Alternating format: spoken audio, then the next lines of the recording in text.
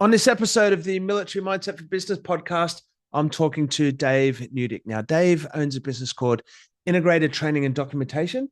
And what we're going to unpack today is really to clear the waters from that muddy quagmire of what you need to do to have a compliant, safe business. Now, it's always a challenge for a business owner between safety management systems and operations manual. Well, Dave is going to give you some very simple, clear, concise guidance on what you need to do.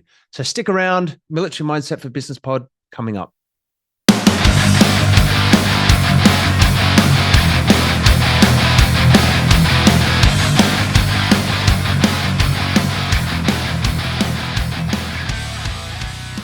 G'day, everybody. Welcome to another episode of the Military Mindset for Business podcast. I'm your host, Pete Liston. And today I've got Dave Newdick with us. How are you going, Dave? Good, thanks, Pete. Yourself? Mate, I'm really good. Today, we're talking about technical writing and STE and why these things are really important in business. But as I love to do, let's go back and reset a little bit. You were Air Force armaments fitter? Yep, apprentice. Fantastic, mate. Where did you grow up and what made you want to join the military? I grew up in Burnie in Tasmania, and everyone went and worked for the paper mill or the acid plant around the corner, and I didn't see that as any real career. One of my brothers had gone there. My father had worked at the pulp all his life, and there was no real motivation to go and do that. So I started looking a little bit further afield, and I really didn't want to go back to school, so I joined the Air Force. And what age did you start getting the inkling that, a life bound to the beautiful apple isle wasn't necessarily it for you? So like in early high school, or when you started getting the inkling that maybe there's something bigger for you out there? Early high school, just seeing everyone going through the same thing, and there's got to be something more interesting, more exciting. I'd seen some air shows and some things on telly, and like that looks a little bit different. But it was just in Tassie, this is what everyone does, or in Burnie. So I started looking further afield, and because I didn't want to go back to school, I didn't have a lot of interest. It wasn't engaging me enough. And so I joined the Air Force as an apprentice and went back to school for 18 months.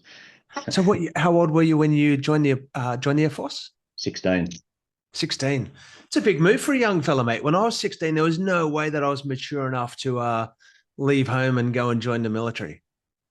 Well, I just turned the 83 it was. Yeah. It was finished year 10 and straight into Air Force in the January. So where do you go? Is that to Wagga Wagga to start off your basic training? Talk us through your apprenticeship and getting that getting that qualification. So the apprentices in the Air Force went to Wagga, and the adult trainees all went to Edinburgh. Now they all go to Wagga. So we were there as 3 intakes of apprentices. The third year graduated about halfway through the first year, and we were 12 months of just real basic training, learn to march, learn to file, learn English, maths, physics, the real basics. File, we literally made a file. I've still got it, a vice. We filed it by hand, and it was filers all year, and that's all we did. That was pretty boring, and with the maths and the English and all the physics, because all the states are different at that time. So they had to realign to get us all to a standard level of education. And I'm sure that the vice that you made was better than the breadboard that I made in year 10 Techwood, mate. So which is yours is at least still around. But did you choose armament fitter as a career before you went in, or was it allocated to you afterwards? I wanted to do it. That was the best looking job. I had looked at other things, but thankfully my father talked me out of them. Being a guard or being other things, it's like, let's look at the weapons that look more exciting, but it was no guarantee because that was based on needs of the service, how many people they needed in the train and your marks. We were the first intake to get 100% selection choice, and we had the highest failure rate.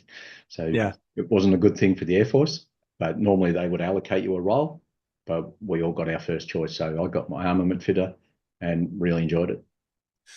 So I'm just trying to stretch my memory and understanding of the Air Force, which is quite minimal.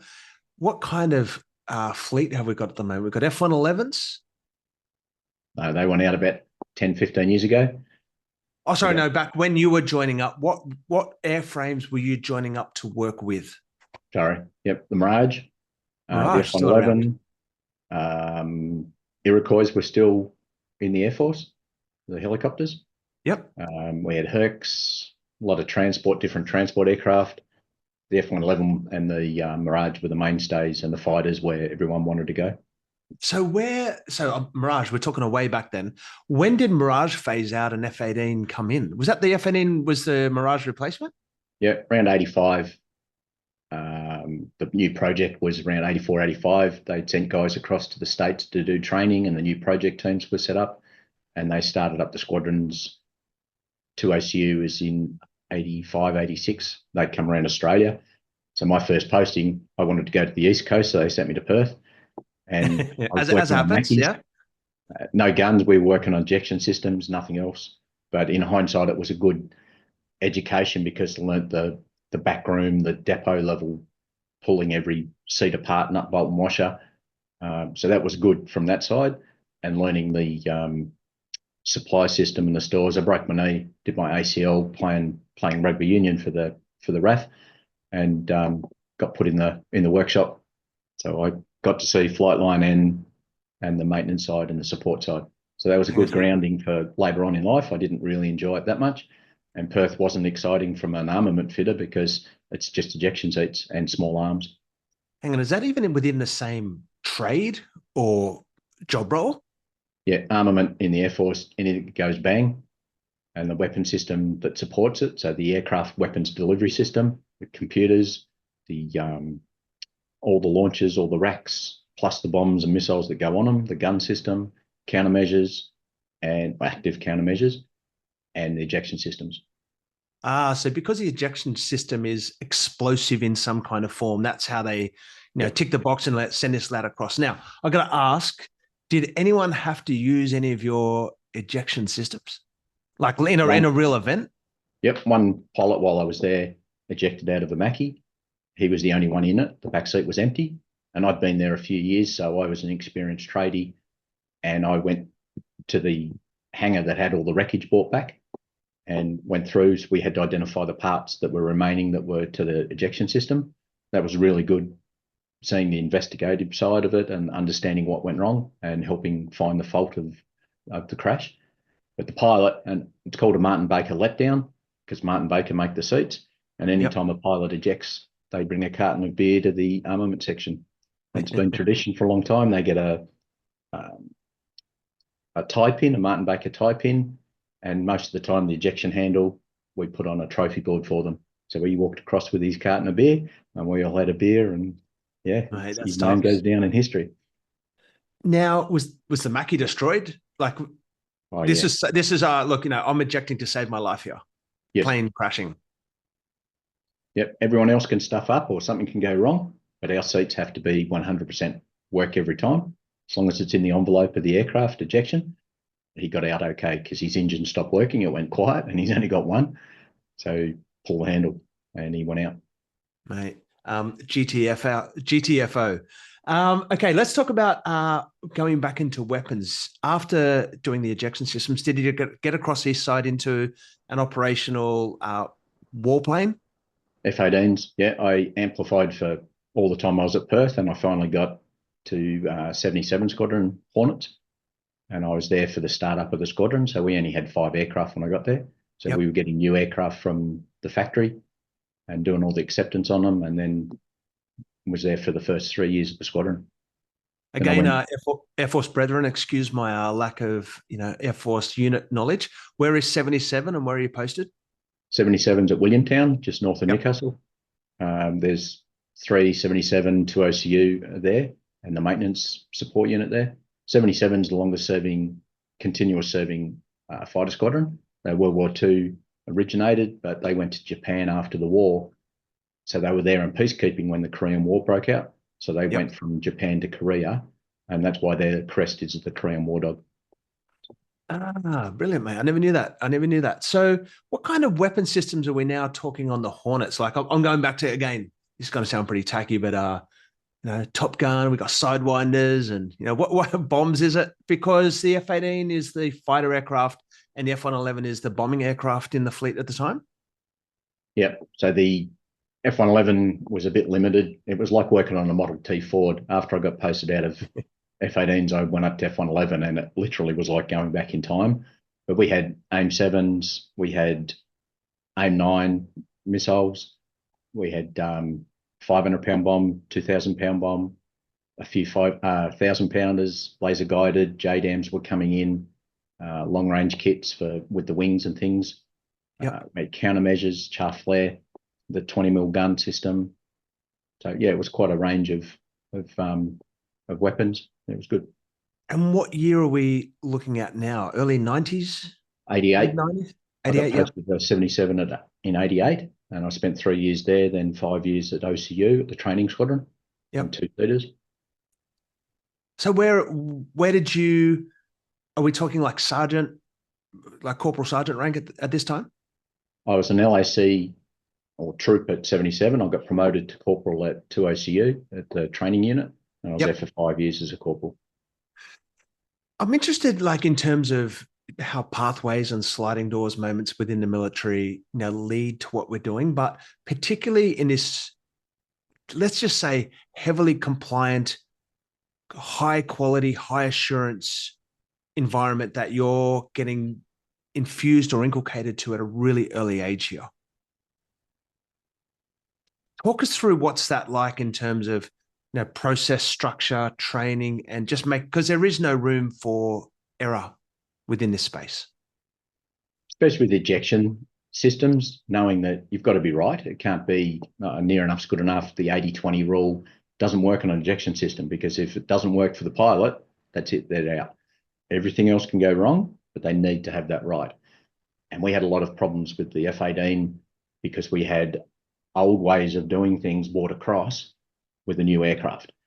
Yep. And they didn't align, and we had lots of problems where our books said one thing and the aircraft was something different, and the supported content from the US was kept up to date with the aircraft, but the Australian one got further and further and further apart. And we could have been charged if something went wrong. We had to follow our book and sign up by the book. Well, we got 2 books and they were going apart. So I got involved a lot with writing the correct way to fix, how we can update it and fix it. And then I got posted up into the logistics management squadron for 5 years, which was really good, knowing my depot background, my compliance side, and I was in charge of writing the tech pubs for the F-18 weapons loading system. So I got an opportunity to influence the change. Let's come back to that, because ultimately that could be a bit of a crystallization moment that's led to this new career in business. Yep. But I've got to ask, did you ever get a ride in any of these? I got 3 rides. Yeah. Yeah. Tell us about it. What platforms? What planes first of all? So the Mackie, I got to fly in the Mackie because they're 2-seaters. Yep. So there was lots of opportunities. So I got a backseat ride in the Mackie. I remember going upside down the first time, and the pilot didn't warn me, and my arms and everything, and I wasn't ready for it. Yeah. That was an exercise down to Exmouth. We had to sleep in tents. It was the first time ever, and the last time I think I've slept in tents in the Air Force in my military career. Outrageous sleeping in a tent. Yep. No 4 stars there, 5 stars there. We didn't eat and sleep there though, or we slept there, but we got in a bus at the end of the day, went up to the nearest pub. We said, if we stay here and have tea, can we get a room? And 2 by 2, we'd go and use the showers, and we'd be there for 3 or 4 hours. Everyone would have a proper shower, hot shower in a proper pub. And then the guys staying back at the airfield were showering in the toilet, a cold shower. It's like, yeah. Right. That's a typical RAF doing it the smart way. And we are talking about the 90s, we can go out and have beers on exercise. Should be all right, mate. I was in the night, so after we'd finished. Yeah. Rarely around after 4, mate. Now knocked off, isn't it? So I went in a helicopter, a Squirrel, while we're down there, the search and rescue Squirrel. Got to know the pilot. He was only a young guy as well. And he told me, pretty exciting. I didn't think a helicopter was exciting, so we wanted to prove it wrong. And he took us up. He made sure I was in the front seat, and it was a pretty exciting ride. It was good. Did some low-level flying? Yeah, the hammer turns and torque turns and that tossing around aerobatic ride. That was more the side. That was the enjoyable bit. Yep. Love it. And your third? F-18, when I left 77 Squadron, it's tradition in the Air Force to give a ride to the people leaving the squadron when you're posted out. Yeah. So it was only a half-hour ride, but end of the strip, straight up, 50,000 feet. That was the buzz. That was really good. Great. There's no such thing as only 30 minutes in an F-18. Well, at 2ACU, I got a couple of rides because they're all two-seater or mostly two-seaters. So your name just goes around in the squadron and you're up for a ride. There's a seat, you take it or you don't. So I got a couple of rides there and I got bored an hour and a half sitting in the back seat. The pilot was doing a NAVX around Townsville because he had to get his hours up. And I'm sitting in the back seat playing with the FLIR and just looking at the systems. We did a missed approach to Hamilton Island and went vertical. That was a buzz. The tower couldn't keep up with our rate of ascent. How cool is that, mate? Love it. Love it. So what's now creating the impetus or the drive for you to start thinking about transition? Are we at about the 15-year mark-ish here? I wasn't ready to get out when I went to logistics after the squadron life. I got posted up and I really enjoyed the logistics side of it. It was using my skill and knowledge. I was interacting with aircrew, writing manuals, fixing their problems because we had lots of problems with the disparity of the US system and the Australian system, but there were easy fixes, or I could see fixes. So being able to influence the change and realign and make differences was really good. And it made my job easier, but it also made the information correct. So we could do modular updates quickly for air crew and ground crew to put new weapons on, whereas previously it would take weeks and weeks of work. But we could turn things on and off with a modular system that made so much more sense. So where would you say the real risks started getting to in this, this nexus or this gap between the quality of the publications? It wasn't so much quality at the time. It was okay, but it was the updates with software because the system was updating quicker than the people who were working in the old support system because they weren't trained on the aircraft. So one guy worked on a training prop aircraft, a CT4. He had no idea what the F-18 was, and he'd never worked on Rages either. So that disparity of not knowing the system caused a lot of that issue. So that was more the driver. But then the risk that we're signing something that is not right because we had to sign by that book, yet we know it tests by this book. So it was that sort of thing that was really driving. And because I could change it and I learnt in the logistics that you can influence policy to the highest level if you've got the facts and the right process. So that really drove a lot of that content. And because it hurt my knee, I knew that I need to look at a career down the track of not physical, more tech writing, things like that. So that's where I got into that side of it. Yeah, mate, I am going to, blow on my knuckles and tell a CT4 worry. So I did manage while I was at military college to get what's called flight screening training. So I managed to get up to Tamworth and do 2 weeks of playing. And I did fly a CT4. But like a CT4 compared to an F-18 is like a Datsun 200B to a Formula One car. I can't believe they're even almost in the same sentence. Victor Lawnmower Air Tourer. Yep. Yeah. So, mate, you've gone now into doing this sort of technical publication world. What is driving you to look at a career change? And when did you know that the military's sort of timing had come to an end? I got promoted out of the logistics role and the F-18 wasn't an option. It was going back into Kingswood, doing EOD and IED. I was aircraft. I wanted to stay on the aircraft, but they were just setting up the IED capability properly. We did it as a part-time job, not as a full-time job, but I got posted up to the F-111s then.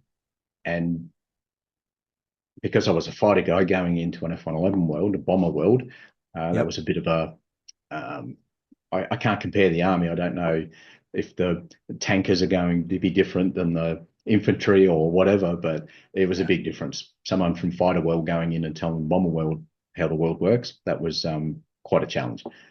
So it was just time you thought it was like, well, this is enough now. I think it's time for me to make a change. Well, they told me then that I'd have 3 years, then I'm going to Kingswood. That was the next option. So I started looking at what are my options. I didn't want to go back into the back of Sydney. I didn't like the area. I didn't want to go down that way. And my wife's family was from Queensland. So we looked at getting out and looking for career options. So I started thinking then, what could I do? Mate, I grew up in Greater Western Sydney, mate. Nothing wrong with the Riff and Penrith area. It was more So, family, and like I'm from Tassie, my wife's from Queensland, so New South Wales wasn't for a family point of view wasn't the best option. oh, mate, I can appreciate that. So, you've now decided to transition. Did you go into business straight away, or did you go out and get a job? I did before I got out because I'd done my knee. It had started to affect me. I deployed operationally, and I realised then that my knee's done. I've done 22 years. I'm getting old and crusty. From Yep. a service perspective, my knee was wearing out. I knew something was giving. So I was like, time to go. I'm either going to Kingswood or I'm getting out. And I thought I Yeah. control it, so I'll get out. That drove it, but I couldn't get out until I got my knee operated on, but I couldn't get Gotcha. operated till I got out. So I had 12 months in limbo, and I had to take ministerial action to get a decision made. Mate, just tell us a little bit about your deployment. Went to Qatar with the F-18s, 75 Squadron and the support squadron. We weren't part of the fighter. We were part of the support squadron, building bombs and pulling the bombs around from the prep area up to the flight line. So I was the senior NCO in charge of the Australian detachment there, and we were supporting and working with the squadron apparently. Well, So this is a pretty cool, dare I say, culminating moment for the career. That the bombs that you're building now are going on to planes doing live missions now. yep. Yeah, I wasn't the hands-on, and again, that's not what I enjoyed because I Yep. like the hands-on work and the technical knowledge. But because I'm in a senior rank, I'm standing and watching and doing safety and more Yeah. man management, which took it away the experience and the enjoyment. Plus the Yeah. politics in the Australian deployment were ridiculous. And even though it was the pinnacle of my career, it was the absolute worst experience as well. It was the first Yeah. time the Right. RAF had deployed for a long time, and since Vietnam, and yeah, we didn't have a very good experience, and there was lots of lessons learned out of it. My trade they'd got rid of armament before then, and they realised then, hey, we need armament because not everyone can put a bomb on a plane or a missile on a plane. Live bombs. This is the Iraq War. Yep, Iraq, Gulf War II. Gulf War II. Uh, what's life like in the camp at Qatar? Do you get into the city, or you're on base the whole time? No, we're out at LUD Air Force Base, so it was a fair way. We weren't allowed into town anyway. Mm. So we were locked up, and we lived in tents there. I forgot we lived in tents again. Very dusty, very well set up. The Americans definitely have it set up well. And camp life was just a continual drum, but we burnt out. We worked way more hours than we should have worked, myself included, and I actually burnt out while I was away. So learnt lots of lessons on that trip. So now it's time for a change. Yep. Again, business or a job? What was your first next step on separation from the military? A job, get A a job. job. Yep. What was that role in? Well, when I was on that 12 months trying to work out to get out, I took long service leave and I went and worked on the armoured reconnaissance helicopter. We're building them at Brisbane Airport. Yep. So I got into the tech pubs world there with ADI at the time. And it was my first exposure to the tech pubs in the civilian world. That all stopped very suddenly because of contracts and politics again. And I saw very quickly that that big corporation wasn't the sort of thing I wanted to get involved with. And we got told, and resumes and all the skills and qualifications in the Air Force, we had no skills on paper. So we didn't have a lot to offer. So I took a left turn and went and worked for manufacturing, trying to broaden my skill set and my experience and knowledge. So that was Tiger. When we buy something French, do they pay us the courtesies of translating the manuals into English, or is this something that we do? They were roughly translated, but we had to ask questions and try and understand it. But if we didn't ask the exact question, we would not get an answer saying, you mean this? It was no or yes. And it was very difficult getting the information we needed. We were very naive and didn't know enough and didn't learn enough. And yeah, we weren't asking the right question or the right people. So it wasn't a very good environment. I got thrown into S1000D, the tech pub world, and the new formula, the electronic tech manuals. And that system and that structure, that's still with us today. And STE was first introduced, Simplified Technical English. We didn't know, we didn't get any training, but we were actually using it then. But we'd work most of the day. End of the day, you'd have to undo everything because you couldn't use that word or you couldn't do this. So it was very frustrating that time. And ADI actually lost the contract at the time, and that's when they became part of TALUS. Understood. Now, what I'm going to do, mate, is just take a little bit of a 2 steps forward and then come back one. Can you tell us about your 2 businesses, one being Integrated Training and Documentation, and the second one being STE for Simplified Technical English? Because this is going to sort of draw together now your past life with your future life. So tell us about those 2 businesses and what they do, and then we'll go back and talk about which one started first and how they developed. Yep. So Integrated Training and Documentation is aligning and using the principles that I learned through my Air Force career as a tech hub manager, writing content for businesses, and not IT, more so engineering support, doc control, change management, but safety management system documents, procedures, management plans, transport management plans, things like that, emergency response, because there's such a huge need in all the jobs I had where people didn't understand how to write or what to write. So having a focus on good tech writing and good quality tech writing, there is a huge world out there.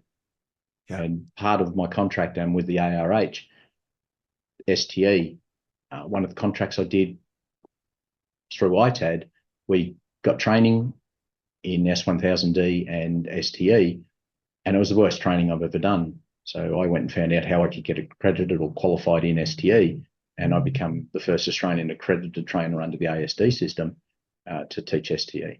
So that's why I set up the STE business.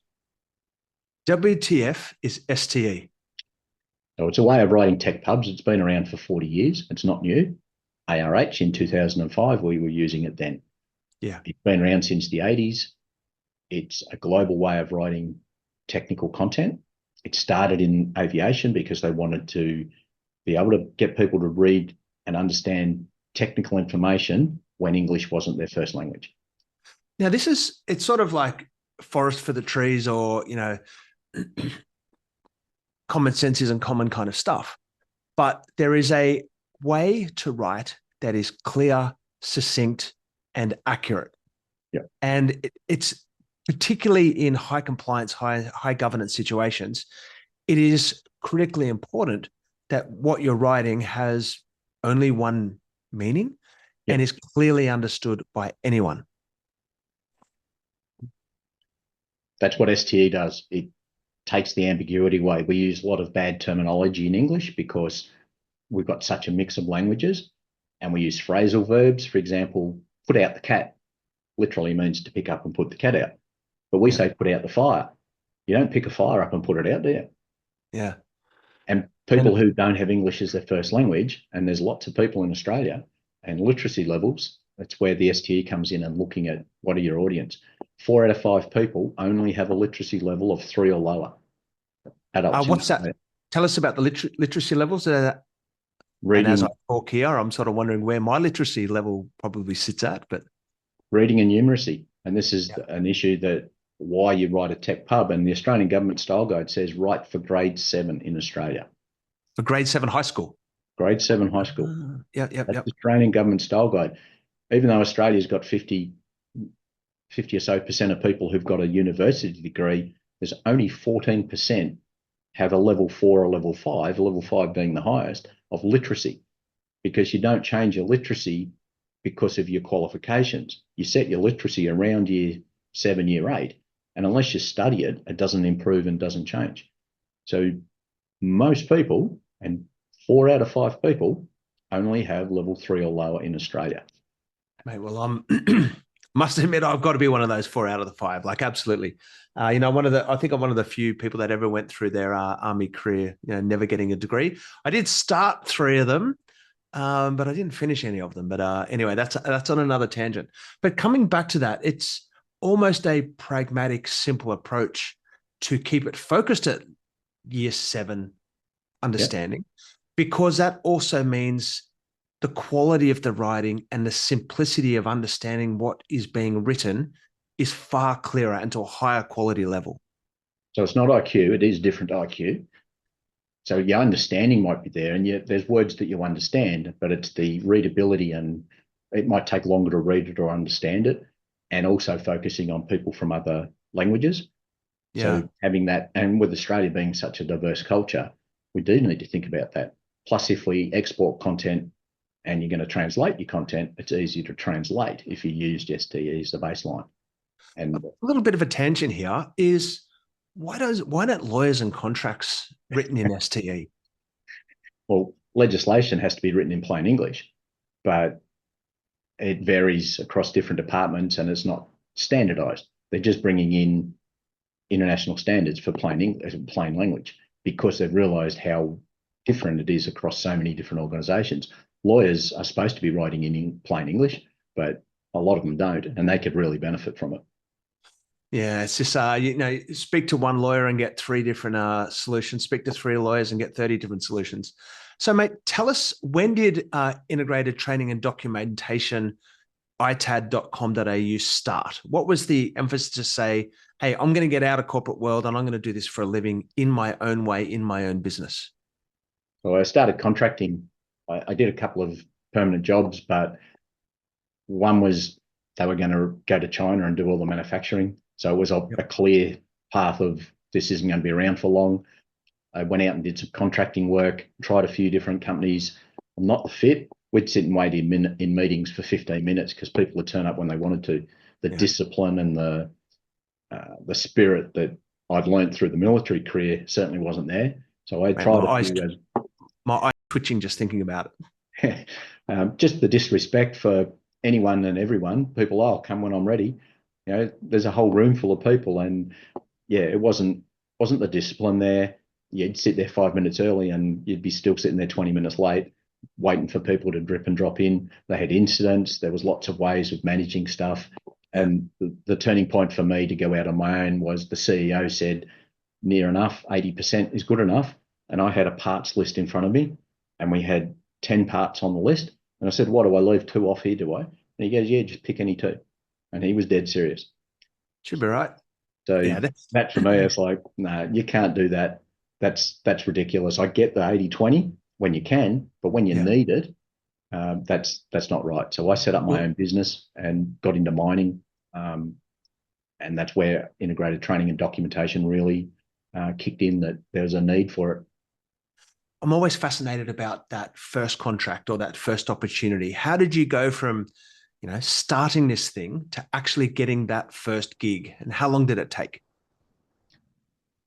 Well, it was more of a transition from one job to another.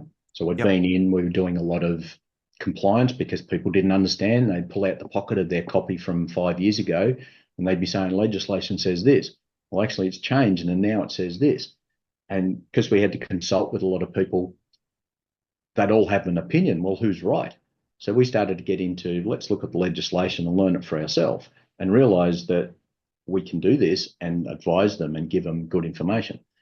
So that I'd set that up, worked on a project, that project came to an end, and I got an opportunity to go in different companies. So it wasn't controlled by the contract I'd been working on. So I had the opportunity with a network to get in as my own business. And that was probably just lucky, right time at the right place, right time in the right place, and got in doing almost the same job for a big mining company. So you got that first opportunity. The first thing that I think of here is when I was in Army many years ago, I did have a role as a brigade safety officer, as a humble captain, and it's about risk and it's about understanding and how do we push compliance and assurance through these systems to mitigate. Do you feel that overall corporate Australia was doing it well at that time, or has an intent to do it? There's a want to do it, but everyone that I've worked with and a lot of big companies, you scratch the surface and you see what a mess, because there's lots of summaries or let's Google it, and they don't understand how the legislation really applies to them. And so many people are getting prosecuted under work health and safety because they think they know they're covered. And when you actually see, well, you haven't got something as simple as a traffic management plan. And that's the big prosecutions at the moment that people are getting hit for, where it's such a simple thing to write, and cover it if they know what they have to cover. And that's where my compliance knowledge now of the legislation, especially work health and safety, you need this, this, and this, and it needs to include this. Sure, you can go and use AI, you can go and use Google, but you go and read them and see the quality of it. They give you the motherhood summary statements, like they do with 9001. It'll say you need a management plan to do this. You read their content, it says we have a management plan to do this. It's not telling you how to do it. It's just telling you what you need to do. And understanding and good tech writing in STE or in the principles of STE, people can read and understand it. And as a tech writer, I still get that buzz when someone says, wow, I can't understand what I've got to do. I can read and understand it. One of the things I'm really thinking here is the balance between, the she'll be right, mate attitude, or it's fine, like laissez-faire, no cuff, too tough, versus having a professional workplace where things are, done properly and safety is paramount. One of the things I do remember from my work in that safety space was the difference between negligence and incompetence. And, negligence is, not having a system, playing that laissez-faire card, she'll be right. And negligence will end up getting you locked up, with significant. But incompetence was having systems and having flawed systems. And the difference between negligence and incompetence might be big fine versus jail time, but it is that incompetent systems where, again, you come back to the AI piece. You might write yourself out a plan on ChatGPT, which how to do a traffic management plan, but it could be an incompetent system if you're promising things that you can't deliver. And sometimes one of the big eye openers for me was having 57 different control measures doesn't actually make you safer, but can provide more risk to you if you're not actually making those 57 control measures functional and effective. Have I got that right? Yep, I agree. And the assurance, knowing that is it an effective control? Some of the plans I've seen generated, forget they've got a car park, or they don't include loading and unloading. Well, you've got some core things here, and that's where people are getting injured and killed. How can you not have a system that covers that? So the assurance to know that it's right and that you've covered everything that you need to. But if you've got 57 controls, you've got too many. So what's the effective control? What's the hierarchy? What's going to be the critical one that makes a difference? And the training and the knowledge and being able to put it in the meaningful and practical thing for people doing the job. So the consultation bit, and you have to consult. So many people don't consult. Well, if you've got it generated, where's your consultation? Consultation's before, not after. It's communicating if you're telling someone about it. Ask them what can we do to make this safer? It's amazing how much information you'll get in. But making people informed, this is where the 80-20 for me comes in. Let you make a decision as a business owner. You're aware of the risk. Now your decision. So I don't own your risk. You own your risk. And if you decide that that's something you're going to focus on, then here's how we can fix it.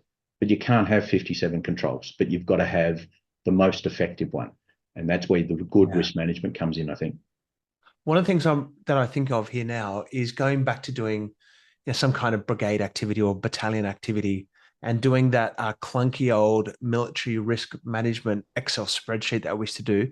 Part of the thing is we used to have to try and think or ideate what all the risks are. And I somehow felt like the more risks we could identify and then, put control measures into, that was effectively, making us safer in inverted commas. But ultimately, did it just become a over bureaucratic 27-page annex that no one ever read nor implemented at all? Yeah, we were doing spreadsheets in one of the mining contracts, and there's got to be a better way, because one of the places we went in and they had all these printed sheets around the wall, and you'd see people react, the overwhelming nature of it. So I got into mind mapping, and I use mind maps all day, every day now. It's amazing how much easier it is to present content, but also risk assessments. And I learned this with the mining work. You have to have a risk assessment, and identifying and having a good structure gives you good documents, and it's manageable because you're identifying what are the hazards, what are the actual risks, not the hazards. What are the risks at your site? What do you need to manage? and then a practical control or couple of practical controls, and then training people about it and writing a system if you have to have a written system, and then having induction. And this is where the integrated training bit comes in. For my business name, training and documentation shouldn't be separate. And I saw that many times. They would have separate training, and mining had a safety thing in Queensland that too many people died. So they did a safety session. They sat everyone in the cinema, went through all the SOPs and said, you're all trained now. You're all competent again. They had an accident and killed someone only a few weeks after that. There's no competency, there's no real training and proper metrics, and it comes back to the military mantra, train to your procedures. You should live it and breathe it and train it, because if your training is different to what your procedures are, your risk is useless. For the business owners out there, let's just keep the language simple. Risk versus hazard in your language. Hazard means there's like the sharks in the water. There's a hazard. When you go in the water, there's a risk of being eaten because you're now there in that area. So hazard is just, it exists. There's cars on the road, they're a hazard. But if you go and cross the road, they become a risk to you. Right. So understanding hazards and then mitigating risks. Yep. Is a simple way to describe it. Now, I want to come back again to the life of a business owner that needs to find that balance between pragmatic, solution-driven risk management versus bureaucracy and investment into, training and documentation. Where are some of those thresholds, or because, as a business owner, there's always 1,000 things to do. There's more to do than ever can be done. Yep. What are some of the things that you would be looking for, or you would be guiding a business owner on how to say, mate, this isn't just bureaucracy. This isn't just a waste of your time, but it is a critical driver of capability as well as the professionalization of your business? Knowing your obligations. Anyone can go and register an ABN and a business name, get your bank account, and you can start operating a business. But what are your obligations as a person conducting business, to use the legislation, PCBU? Yep. You've got obligations under the Work Health and Safety Act. You've got obligations under the reg, but there are surprisingly a lot of obligations under the electrical reg for a PCBU. And when I started doing the mapping for one of the jobs, I realized there's a huge gap that a lot of people don't realize, that as the PCBU, you are obligated to know this. But where do you learn it? Where do you find out about it? So more of an awareness and letting people understand, put it on them, but it's more of an aha moment. So give them a little bit of, are you aware of this? And a lot of people, that first 15-minute chat, do you know about this? If they know about it, then they're good to go. But most people don't know about it. And this has come from my experience of working with companies. They think they're okay. What's your assurance? How do you make sure this is okay? And I ask them now, how do you assure your business? What does assurance mean? Oh, we do audits. Audits, not assurance. Audit's just a check, and anyone can do an audit and pass you.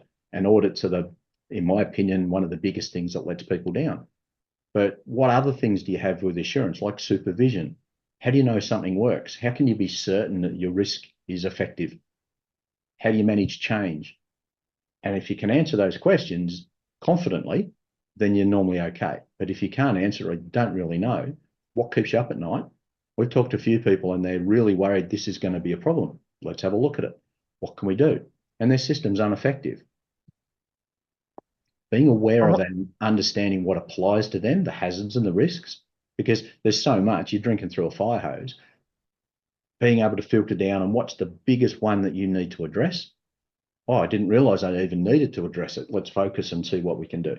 And do it bit by bit and work out the biggest things that are putting you at risk as a business, or where you want to improve and help your workforce or help your business. I want to ask a question about reducing bureaucratic or assurance overwhelm, right? And getting advice on, again, you mentioned that there's thousands of things you could do in a business. Working with someone like yourself, is there a certain point of, hey, well, this is all I can do, or this is all that's practical for me to do within the size of my business and the undertaking that I'm doing? So I don't want to say that that's enough and I'm being trying to get out of doing it. But where is the balance here? And that's why being aware of what the obligations of a person conducting business are. It says as far as reasonably practicable. Reasonably So, practical, exactly, and that's the critical term. And I know we're getting a little bit into the literal legislation now. I'm just going to come back to again the PCBU, the person conducting the business or the operation, is ultimately the guy or girl where the buck stops. yep, they go to jail. Yeah. So can you describe to me reasonably practicable? It comes back to cost. And if it's going to be, you need to do re-engineering and it's going to cost you a lot of money and a lot of time and it's going to give you a piecemeal protection, it's not practicable, it's not realistic. So go back to Dreamworld or things like that. Mm-hmm. They compare to a comparable business. So they went to another amusement park and said, what have you got that did this and prevented it? And they compared the parallel. So in your business, they might come back and compare you to another business and decide if it's reasonably practicable. But that's after the event. What we're trying to do is have proactive management to make the owner aware and say, well, that's reasonable. I think I can do that.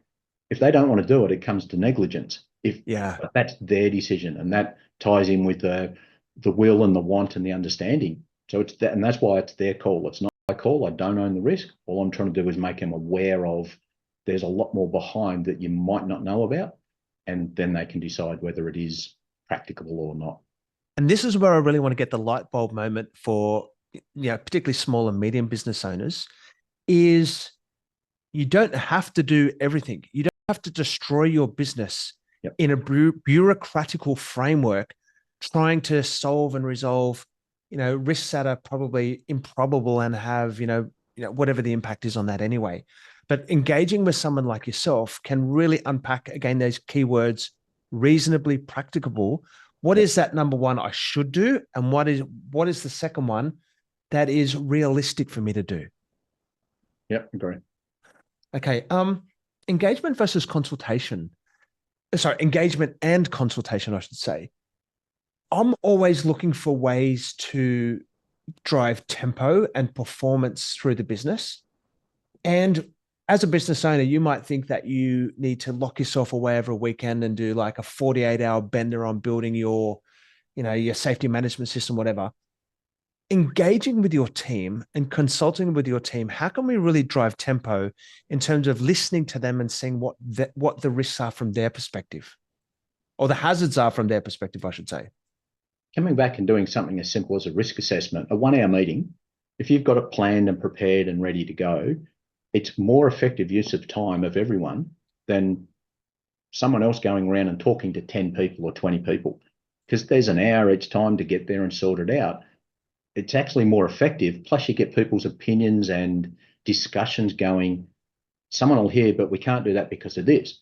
Because someone will come up with a reason, and then you go and talk to the next person. They haven't heard that reason. They'll come up with a counter, and suddenly you've got 10 or 15 different things that you can't get an answer to if you're looking from a systems level. Get everyone in the room once for one short meeting.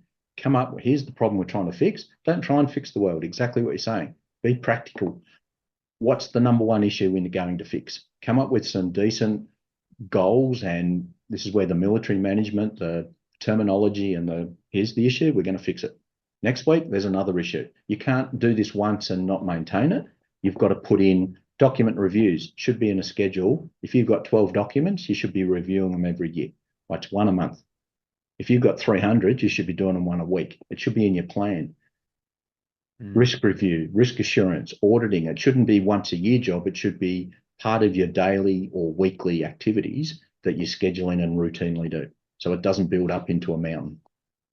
Yep. And within the military, we've got things like technical regulatory frameworks, and we've got bureaucratic, again, I use that term again, but we do have compliance structures, but they're resourced for it. Yep. If I can give you two examples, and I want to unpack potentially like an office-based business versus a trade-based business. So if someone's listening to this, they're in an office, they've got a few team members, or they run plumbing, electrical, whatever it is, lawn mowing business.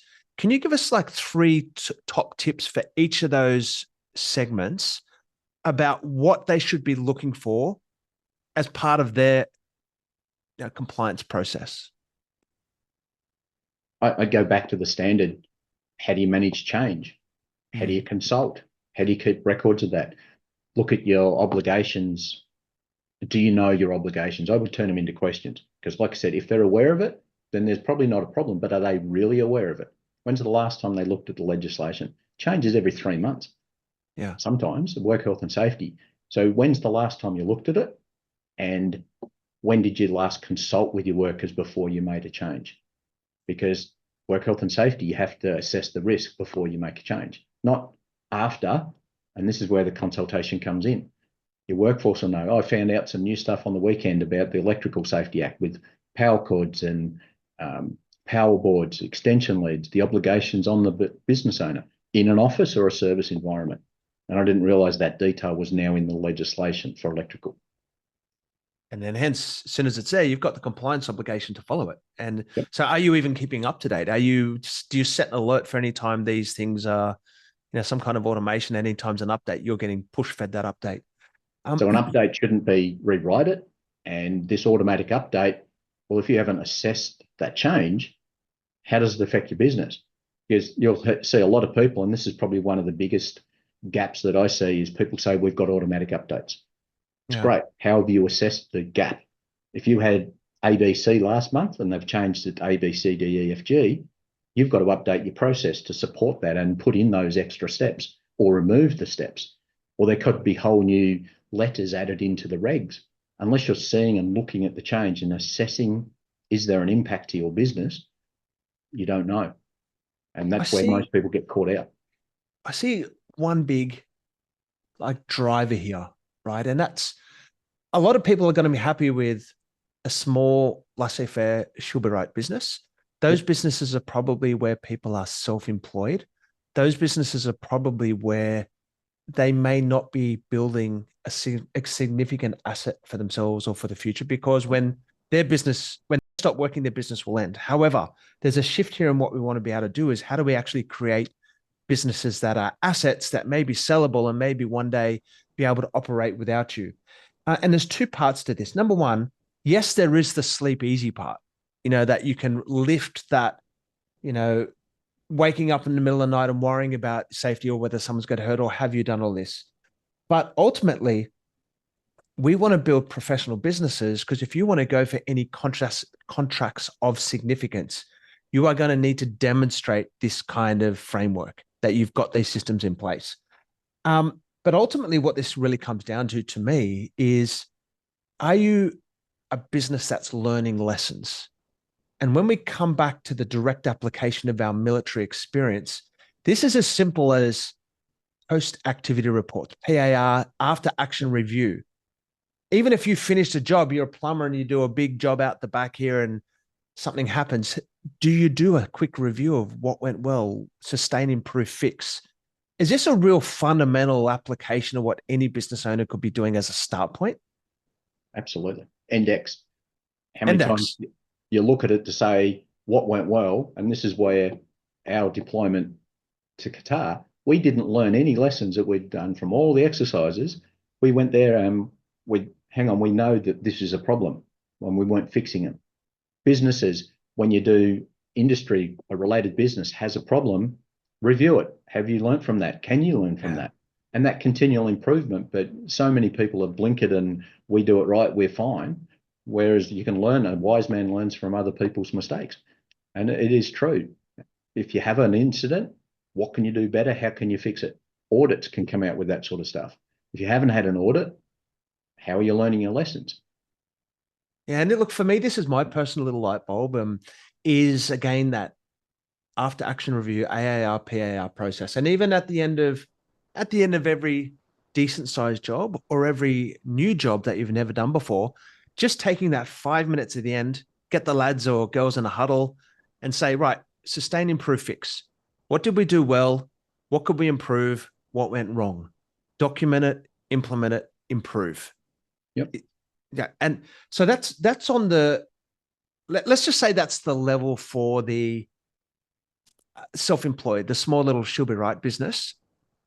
However, I'm feeling that if you want to take that step above and beyond and you want to professionalize your business, that's when IDA, integration, training and documentation, and the STE business can really build that foundation for the next level. At what point would you say people should be reaching out to you?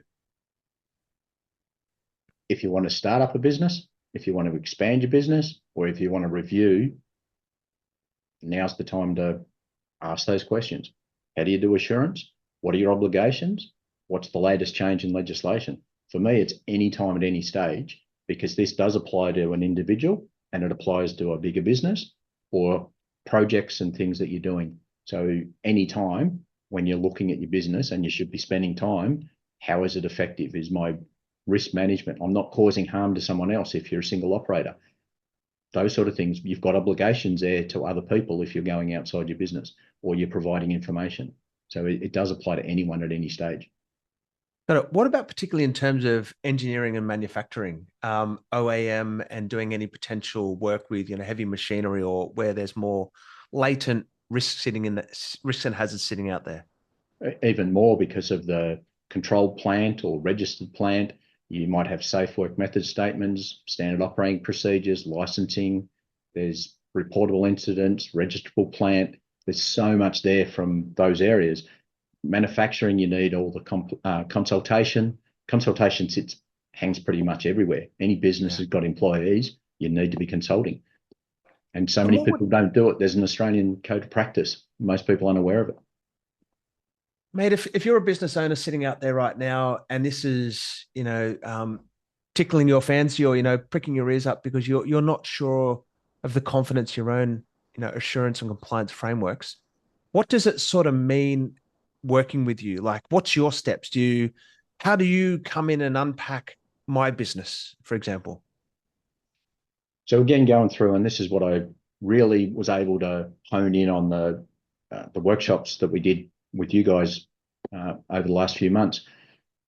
Have an introduction meeting and understand what the people do need or do know, and then have that staged approach of, okay, I can give you a 15-minute chat just to find out what we need to do.